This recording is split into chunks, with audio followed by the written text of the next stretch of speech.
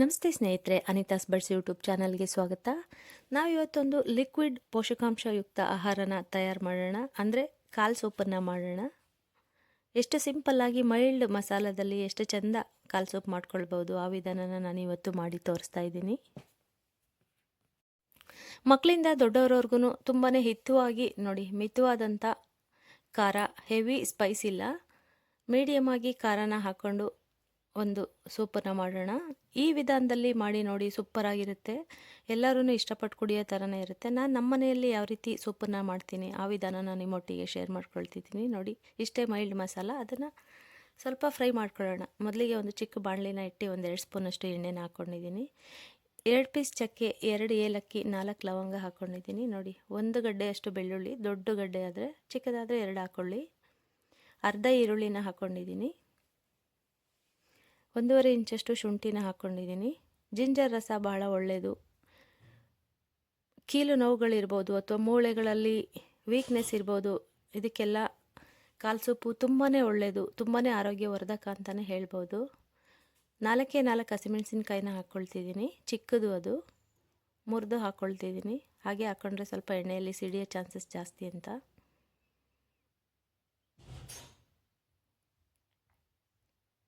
ಇದಿಷ್ಟನ್ನು ಚೆನ್ನಾಗಿ ಫ್ರೈ ಮಾಡ್ಕೊಳ್ಬೇಕು. 1 ಬೈ 1 ಹಾಕ್ತಾ ನಾನು ಫ್ರೈ ಮಾಡ್ತಾ ತೋರಿಸ್ತೀನಿ. ಈ ರೀತಿ ಫ್ರೈ ಮಾಡಿ ಹಾಕೊಳ್ಳೋದ್ರಿಂದ ಖಾರನೂ ಹಸಿ ಖಾರ ಥರ ಇರಲ್ಲ, ತುಂಬಾ ಚೆನ್ನಾಗಿರುತ್ತೆ ಖಾರ ಮೈಲ್ಡಾಗಿ. ಒಂದು ಚಿಕ್ಕ ಟೊಮೆಟೊನ ಹೆಚ್ಚಿಟ್ಕೊಂಡಿದ್ದೆ, ಅದನ್ನು ಹಾಕ್ಕೊಂಡಿದ್ದೀನಿ. ಹಾಗೆ 1 ಪಿಂಚ್ ಅರಿಶಿನ ಹಾಕ್ಕೊಂಡೆ.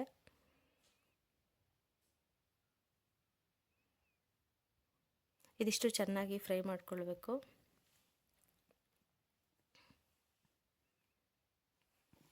ಮತ್ತು ಜೀರ್ಣಕ್ರಿಯೆ ಕೂಡ ತುಂಬಾ ಒಳ್ಳೆಯದು ಕಾಲ್ ಸೂಪು.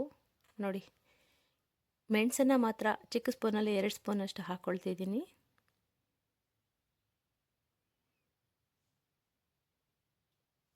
ಈಗ ರುಚಿಗೆ ತಕ್ಕಷ್ಟು ಉಪ್ಪನ್ನು ಹಾಕ್ಕೊಳ್ತಿದ್ದೀನಿ, ಒಂದು ಅರ್ಧ ಸ್ಪೂನಷ್ಟು. ಹಾಗೆ 1/4 ಸ್ಪೂನಷ್ಟು ಚಿಕ್ಕ ಸ್ಪೂನಲ್ಲಿ ಧನಿಯಾ ಪೌಡ್ರನ್ನ ಹಾಕ್ಕೊಂಡೆ.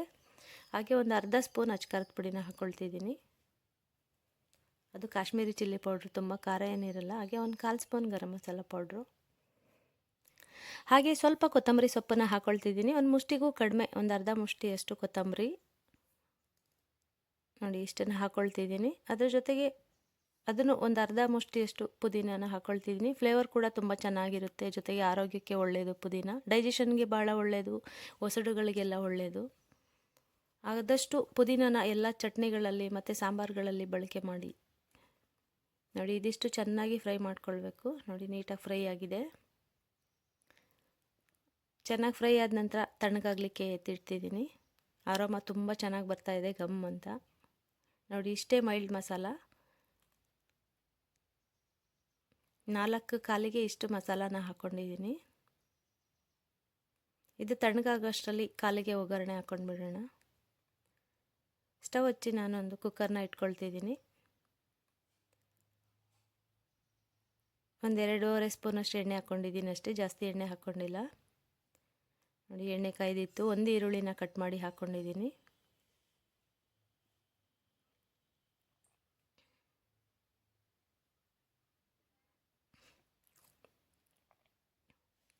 ಈರುಳ್ಳಿ ಎಲ್ಲ ಚೆನ್ನಾಗಿ ಫ್ರೈ ಆಯಿತು. ಈಗ ಕಾಲನ್ನು ಹಾಕಿ ಫ್ರೈ ಮಾಡ್ಕೊಳ್ತಿದ್ದೀನಿ.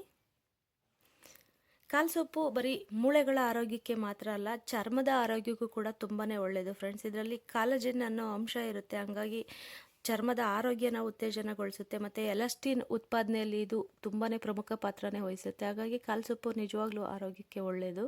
ರುಚಿಗೆ ತಕ್ಕಷ್ಟು ಉಪ್ಪನ್ನು ಸೇರಿಸ್ಕೊಂಡಿದ್ದೀನಿ. ಮಸಾಲೆಗಳನ್ನ ಫ್ರೈ ಮಾಡುವಾಗ ಕೂಡ ಒಂದು ಅರ್ಧ ಸ್ಪೂನಷ್ಟು ಉಪ್ಪನ್ನು ಹಾಕ್ಕೊಂಡಿದ್ದೆ. ಎರಡನ್ನೂ ಬ್ಯಾಲೆನ್ಸ್ ಮಾಡಿ ನೋಡಿ ಹಾಕ್ಕೊಳ್ಬೇಕು.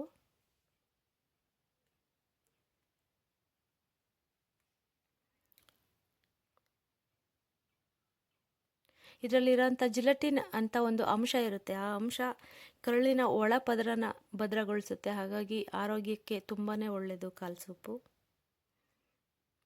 ಮತ್ತು ಕ್ಯಾಲ್ಸಿಯಂ, ಮೆಗ್ನೀಷಿಯಮ್ ಇರ್ಬೋದು, ರಂಜಕ ಇರ್ಬೋದು, vitamin D, A, C, B, ಈ 4 ವಿಟಮಿನ್ಸ್ಗಳು ಇದರಲ್ಲಿ ಹೇರಳವಾಗಿದೆ. ಹಾಗಾಗಿ ಖನಿಜಾಂಶಗಳು ಕೂಡ ಹೇರಳವಾಗಿರೋದ್ರಿಂದ ಕಾಲ್ ಸೊಪ್ಪು ತುಂಬಾ ಒಳ್ಳೆಯದು. ಕಾಲನ್ನು ಒಗ್ಗರಣೆ ಹಾಕ್ತೆ, ಅದು ಬೇಯ್ತಾ ಇರಲಿ. ಅಷ್ಟರಲ್ಲಿ ಇದು ತಣ್ಣಗಾಗಿದೆ, ಪೇಸ್ಟ್ ಮಾಡ್ಕೊಂಡು ಬಿಡ್ತೀನಿ. ಇದಿಷ್ಟೇ ಅಲ್ಲದೆ ಇದರಲ್ಲಿ ಪೊಟ್ಯಾಷಿಯಂ ಮತ್ತು ಗ್ಲೈಕೋಸಿನ್ ಹೇರಳವಾಗಿರುತ್ತೆ. ಹಾಗಾಗಿ ಲಿವರ್ ಅಂದರೆ ಯಕೃತ್ತನ್ನ ಜೋಪಾನ ಮಾಡೋಕ್ಕೆ ತುಂಬಾ ಸಹಕಾರಿ ಕಾಲು ಸೊಪ್ಪು. ಹಾಗಾಗಿ ಕಾಲು ಸೊಪ್ಪು ಹೊಟ್ಟೆಯಲ್ಲಿರೋ ಅಂಗಾಂಗಗಳಿಗೆ ತುಂಬಾ ಯೂಸ್ಫುಲ್ ಮತ್ತು ಮೂಳೆಗಳಿಗೆ ಆರೋಗ್ಯಕರವಾಗಿರುತ್ತೆ. ಹಾಗಾಗಿ ವಾರದಲ್ಲಿ 1-2 ದಿನ ಆದ್ರೂ ಸೂಪ್ನ ಕುಡಿತಾ ಬರಬೇಕು.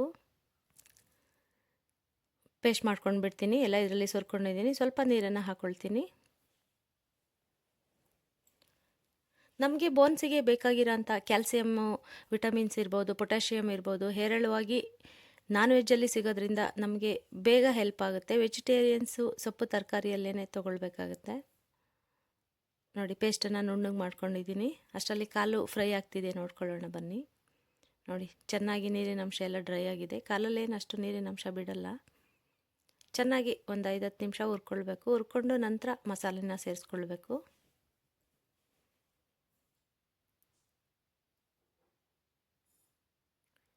ನೋಡಿ ಚೆನ್ನಾಗಿ ಫ್ರೈ ಆಗಿದೆ.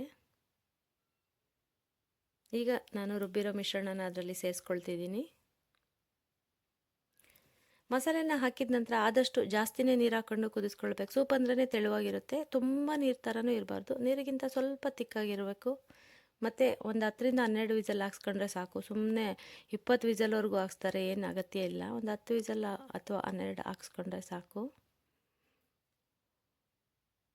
ಎಲ್ಲ ಚೆನ್ನಾಗಿ ಮಿಕ್ಸ್ ಮಾಡ್ತಿದ್ದೀನಿ. ನೋಡಿ ಮೈಲ್ಡ್ ಮಸಾಲೆ ನೀವೇ ನೋಡಿದ್ರಿ, ತುಂಬಾ ಚೆನ್ನಾಗಿತ್ತು ಫ್ರೆಂಡ್ಸ್.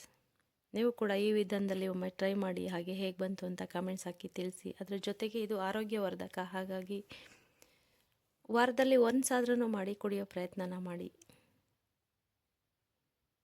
ಅದಕ್ಕೆ ಬೆಳಿಗ್ಗೆನೇ ಕಾಲು ಸೂಪ್ ಮಾಡಿ ಕೊಟ್ಟರೆ ಖಾಲಿ ಹೊಟ್ಟೆಯಲ್ಲಿ ಸೇವನೆ ಮಾಡೋದ್ರಿಂದ ಆರೋಗ್ಯಕ್ಕೂ ಒಳ್ಳೆಯದು. ಹಾಗಾಗಿ ಇವತ್ತು ಮಾಡಿ ನಾನು ತೋರಿಸ್ತಾ ಇದ್ದೀನಿ.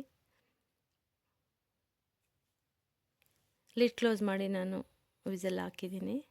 ಒಂದು 10-12 ವಿಸಲ್ ಹಾಕ್ಸ್ಕೊಂಡೆ. ಈಗ ತಣ್ಣಗಾಗಿದೆ. ಲಿಡ್ ಓಪನ್ ಮಾಡ್ತಿದ್ದೀನಿ. ನೋಡಿ ಎಷ್ಟು ಚಂದ ಟೆಕ್ಸ್ಚರಲ್ಲಿದೆ. ಮತ್ತು ನಾನು ನೀರೆಲ್ಲ ಹಾಕಿಲ್ಲ. ನೋಡಿ ಕರೆಕ್ಟ್ ಹದದಲ್ಲಿ ಹಾಕಿದೆ. ನೋಡಿ ಎಷ್ಟು ತೆಳು ಇರಬೇಕು ಅಷ್ಟು ತೆಳು ಇದೆ.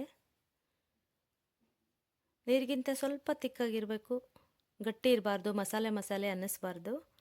ಚೆನ್ನಾಗಿದೆ ಅಲ್ವಾ ಫ್ರೆಂಡ್ಸ್? ಈಗ ಪ್ಲೇಟಿಗೆ ಸರ್ವ್ ಮಾಡ್ಕೊಳ್ಳೋಣ. ಸೂಪ್ ಸೇವನೆ ಮಾಡೋದ್ರಿಂದ ಸಂಧಿವಾತ ಕೂಡ ನಿವಾರಣೆ ಆಗುತ್ತೆ, ಹಾಗೆ ರೋಗ ನಿರೋಧಕ ಶಕ್ತಿ ಕೂಡ ಹೆಚ್ಚಾಗುತ್ತೆ. ಹಾಗಾಗಿ ಆವಾಗವಾಗ ಸೂಪ್ನ ಬಳಕೆ ಮಾಡಿ. ಜೊತೆಗೆ ಸೂಪ್ಗೆ ತುಪ್ಪ ಅಥವಾ ಬೆಣ್ಣೆನ ಹಾಕ್ಕೊಳ್ಳಿ. ನಮ್ಮ ಮನೆಯಲ್ಲಿ ಬೆಣ್ಣೆ ಇತ್ತು, ಬೆಣ್ಣೆನ ಹಾಕ್ಕೊಂಡಿದ್ದೀನಿ. ಬೆಣ್ಣೆ ಹಾಕೊಳ್ಳೋದ್ರಿಂದ ಮೂಳೆಗಳ ಶಕ್ತಿಗೆ ಭಾಳನೇ ಒಳ್ಳೆಯದು. ನೋಡ್ತಿದ್ದೀರಲ್ಲ ಫ್ರೆಂಡ್ಸ್, ಈ ಕಾಲು ಸೂಪ್ ವಿಡಿಯೋ ನಿಮ್ಗೆ ಇಷ್ಟ ಆದರೆ ನೀವು ಕೂಡ ಮಾಡಿ, ಹಾಗೆ ಹೇಗೆ ಬಂತು ಅಂತ ಕಾಮೆಂಟ್ಸ್ ಹಾಕಿ ತಿಳಿಸಿ. ಜೊತೆಗೆ ಯಾರೆಲ್ಲ ನನ್ನ ವೀಡಿಯೋಸ್ನ ನೋಡ್ತಿದ್ದೀರಿ ಅವರೆಲ್ಲ ಸಬ್ಸ್ಕ್ರೈಬ್ ಮಾಡಿಕೊಂಡು ವೀಡಿಯೋಸ್ನ ನೋಡಿ ಸ್ನೇಹಿತರೆ. ಧನ್ಯವಾದಗಳು.